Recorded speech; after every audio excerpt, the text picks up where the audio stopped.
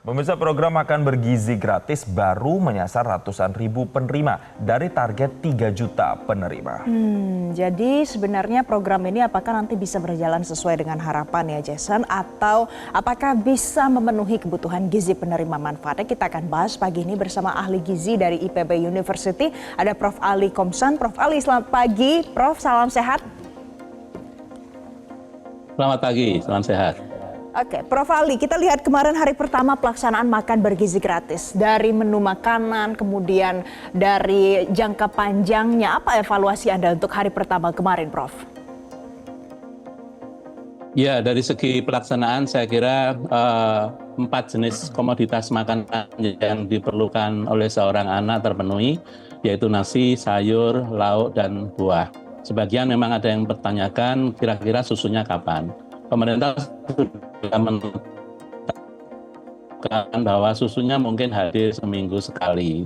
Kenapa? Karena memang anggaran yang terbatas 10.000 itu menjadi memadai kalau ada susu di dalamnya. Bagian lauk ada yang berupa telur, ada yang berupa daging ayam. Ini pun sudah cukup baik, kata dan 10.000 itu memang relatif tidak terlalu banyak untuk mencukupi pangan hewani yang berlimpah. Tapi dengan keberagaman 4 jenis makanan tadi, itu insya Allah sudah merupakan upaya-upaya yang maksimal yang bisa dilakukan pemerintah untuk mencukupi sebagian kebutuhan gizi anak-anak usia sekolah. Baik, dari kandungan gizinya sudah dianggap cukup ya. Tapi kalau dari segi porsinya, Prof, kita lihat tadi beberapa ada juga yang sudah disorot begitu ya di televisi tadi. Kalau dilihat secara penampakan kasat mata, itu porsinya cukup untuk anak-anak dalam waktu sehari mereka harus sekolah dengan mengkonsumsi segitu banyak? Ya, jadi kalau kita perhatikan, anak-anak ini kan makan dari pagi, siang, dan sore. Dan 2 kali makan itu ditanggung oleh orang tuanya sendiri, 1 kali makan ditanggung oleh program makan bergizi gratis. Dan kalau kita lihat porsinya, dan itu pasti sudah disesuaikan dengan hitungan ahli gizi yang terlibat di dalam SPPG, maka itu saya kira sudah memenuhi syarat ya untuk bisa dikonsumsi oleh anak-anak kita. Karena kebutuhan anak-anak kita 1.500 kalori, kemudian protein mungkin sekitar 50 gram protein, itu paling tidak bisa terpenuhi sepertiganya dari apa yang dikonsumsi anak-anak di dalam program makan bergizi gratis ini. Oke.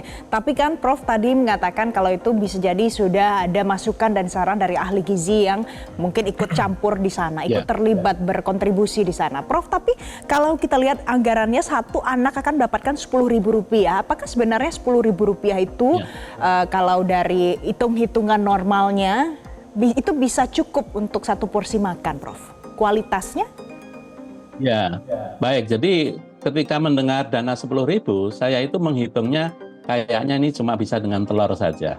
Tapi ternyata kemarin di dalam implementasinya ada yang sudah bisa menyajikan dengan daging ayam. Dan itu indikasi bahwa ternyata telur dan daging ayam bisa ya dipakai di dalam menu ini. Tapi ketika nanti kita bicara tentang daging sapi yang harganya lebih mahal daripada daging ayam dan telur, itu kita tidak tahu apakah akan diterapkan atau tidak. Kita lihat nanti menu 10 hari perputaran yang dilakukan oleh makan bergizi gratis itu apakah di dalamnya ada daging sapi atau tidak yang harganya memang jauh lebih mahal daripada daging ayam dan telur ayam. Nanti kita lihat setelah 10 hari putaran itu di dalam siklus menunya apakah ada daging sapi di dalamnya. Baik, nanti kita lihat ya. Tapi Prof tadi sempat menyinggung soal susu. Susu ini kan kemudian juga sebelum program ini dijalankan sempat ramai juga dibahas begitu ya Prof ya. Kalau kemudian diimplementasikannya hanya seminggu sekali, apakah itu cukup? Terus kemudian apakah susu itu sebenarnya seesensial itu untuk kemudian disandingkan dengan panganan yang lainnya? Ya sebenarnya kita kalau generasi muda itu harus menabung kalsium sampai usia sekitar 25 tahun. Dan salah satu sumber kalsium yang terbaik itu adalah susu sebenarnya. Tetapi anak-anak Indonesia ini mulai tidak berkenalan dengan susu ketika sudah berusia 5 tahun. Pada saat itu orang tuanya sudah melepas dan menganggap susu bukan merupakan bagian penting dari kehidupan anak. Padahal susu itu bisa ditabung terus sampai seorang anak berusia 25 atau 30 tahun. Nah, oleh karena itu kalau kita di negara berkembang, kalsium itu akhirnya bersumber pada pangan-pangan nabati seperti bayam, kangkung, dan sebagainya itu yang dikonsumsi meskipun kualitasnya tidak sebaik susu. Tetapi kalau di negara-negara maju, ya maka susu itu menjadi kontributor kalsium yang utama dibandingkan pangan-pangan nabati. Oke, jadi alternatif kalsium adalah dari sayur atau dari pangan-pangan nabati. Nah, pemirsa pasti mungkin juga punya pengalaman yang sama di rumah. Kalau dulu saya, Prof, pada saat kecil, jujur saya tidak suka sayur. Nah, itu kalau seandainya Sulit ada ya, sayur di dalam box makanan itu, bagaimana pengganti seorang ibu memikirkan supaya anak ini bisa memakan sayur yang ada di box makannya? Pasti nggak semua makan sayur, Prof. Ya, jadi kita harus tahu bahwa sayur itu di antara berbagai jenis makan adalah salah satu yang tidak disukai oleh anak-anak. Oleh karena itu, peran dari makan bergizi gratis ini adalah bukan sekedar memberikan makanan, tetapi juga edukasi yang harus diberikan oleh guru kepada siswa-siswinya agar mereka memahami bahwa sayur ini adalah sesuatu yang harus dimakan. Jadi kemarin ada pengalaman dari pertama itu, ketika dilaksanakan ditungguin Pak Polisi, akhirnya anak-anaknya jadi pada makan sayur semua ya karena ditungguin oleh aparat. Nah, tentu saja bukan itu maksudnya, tetapi intinya adalah bahwa para guru ini diharapkan juga memberikan pemahaman tentang pentingnya sayur di dalam konsumsi makanan sehari-hari. Dan kalau ini dilakukan setiap hari, saya kira akan tumbuh suatu pemahaman bagi anak-anak bahwa sayur ini memang sesuatu yang harus dimakan. Dan karena SPPG sudah menyiapkan menu 10 hari dengan beragam olahan yang beragam, maka kita juga yakin bahwa menu yang disajikan ini mempunyai daya Oke, Prof. Ali, ada satu lagi, Prof. baik. Bagaimana cara... Dan tentu saja evaluasi makanan. Ya. Oke, Prof.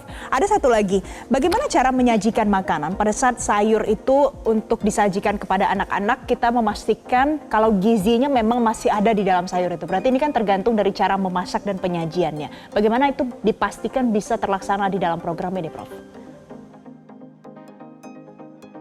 Ya, di dalam program ini saya kira SPPG sudah melibatkan ahli-ahli gizi yang paham tentang nutrisi dan paham tentang keamanan pangan.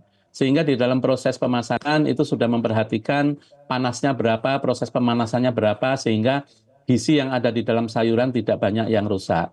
Pasti kita tahu bahwa proses pemanasan itu akan mengurangi gizi sebagian. Tetapi itu akan lebih baik daripada kita harus makan sayur mentah misalnya, yang ada kontaminasi dari berbagai zat renik. Jadi saya kira pemasakan itu meskipun mengurangi nilai gizi, tetapi itu yang menyebabkan makanan itu palatable. Palatable itu artinya enak dimakan. Jadi kita tidak usah terlalu khawatir bahwa proses pemasakan itu akan mengurangi gizi, karena itu adalah sesuatu yang natural yang terjadi ketika proses pemanasan terjadi, pasti akan mengurangi sebagian nilai gizi dari makanan tersebut. Baik, Prof. Ali, kalau pertanyaan saya begini, tujuan atau akar tujuan dari program ini kan sebenarnya satu diungkapkan kemarin adalah untuk meningkatkan konsentrasi anak-anak saat belajar, pembunuhan gizi anak-anak, dan kemudian juga untuk mencegah stunting juga di kalangan anak-anak begitu ya. Tapi apakah dengan program yang saat ini berjalan, dengan menu yang seperti ini berjalan, dengan porsi yang sebegitu, apakah ini juga punya korelasi yang signifikan untuk bisa mencapai tadi, mengurangi stunting, anak-anak bisa konsentrasi belajar, dan pembunuhan gizinya terpenuhi? Itu sesignifikan apa, Prof. Ali? Ini bagian dari evaluasi yang nanti harusnya dilakukan oleh BGN. Ketika program ini sudah berjalan 1 tahun misalnya, kita harus bisa ukur bagaimana tinggi badan anak-anak, proses pertambahannya, ya, sehingga kita bisa mengetahui dan juga tingkat absensi anak-anak ketika ada program ini dan tidak ada program ini. Karena indikasi keberhasilan program makan bergizi gratis itu bisa dilihat dari aspek kesehatan fisik, antropometri, tinggi badan dan berat badan anak-anak, tetapi juga bisa dilihat dari aspek kognitif, termasuk pemahaman anak-anak tentang berbagai mata pelajaran. Nah, ini kalau dari studi PISA, Program for International Student Assessment, posisi anak Indonesia ini saat ini 15 terbawah.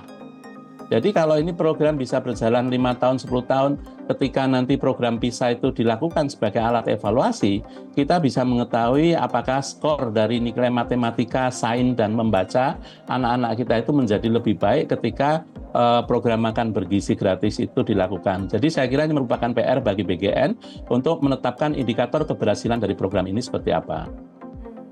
Oke, Prof. Ali, kalau kita lihat dari menu makanan di hari pertama kemarin dan beberapa di hari kedua ini, kalau dibandingkan, mungkin tidak ada salahnya ya Jason ya membandingkan. Kalau di negara-negara lain, bagaimana Prof. Ali? Apakah tingkat kesederhanaannya sama seperti makanan-makanan yang biasa dikonsumsi oleh masyarakat? Ya sebenarnya kalau kita bicara tentang keragaman pangan yang dikonsumsi baik orang di negara berkembang maupun di negara maju, itu tidak akan terlepas dari nasi, sayur, lauk, buah. Ya, kemudian di negara maju mungkin susu lebih available. Proses pemasakannya itu yang berbeda-beda. Ya, tetapi kalau dari segi komposisi jenis pangan itu tidak lepas dari 4 atau 5 jenis makanan tadi. Jadi apa yang sudah disajikan di dalam program makan bergizi gratis dari segi keragaman kualitas itu sudah memenuhi syarat dari aspek keragaman. Tetapi sekali lagi bahwa nanti perlu ada evaluasi terkait dengan waste atau sisa makanan yang kalau itu terjadi harus diperhatikan makanan-makanan apa dari makanan ini yang biasanya tersisa oleh anak-anak. Ini merupakan bagian dari upaya agar monitoring makan bergizi gratis ini sesuai dengan target yang seharusnya. Baik. Kapan itu paling tepat dilakukan evaluasi itu, Prof? Ya, jadi kalau menurut saya ini kita bisa lihat evaluasi 6 bulan kalau hanya untuk melihat tingkat waste-nya. Kemudian kalau 1 tahun barangkali itu sudah ada dampak terhadap absensi anak-anak, ya. Kemudian jangka panjang lagi kita bisa melihat prestasi akademik anak-anak. Prestasi akademik sekali lagi kita bisa mengandalkan diri pada PISA, Program for International Student Assessment, yang data terakhir adalah tahun 2022. Ya, jadi nanti 2025 kita bisa lihat kira-kira skor PISA anak-anak kita ini membaik atau tidak setelah adanya program makan bergizi gratis. Baik, nanti kita akan lihat ya Prof, karena tentu dalam jangka waktu tertentu harus dievaluasi dan ada beberapa indikatornya mulai dari food waste tadi sampai dengan indikator keberhasilan akademik anak-anak di sekolah. Terima kasih Prof. Ali Komsan, ahli gizi dari IPB University telah memberikan pencerahan bersama kami di Selamat Pagi Indonesia dan selamat kembali melanjutkan aktivitas. Terima kasih Prof. Ali. Jelajahi cara baru mendapatkan informasi. Download Metro TV Extend sekarang.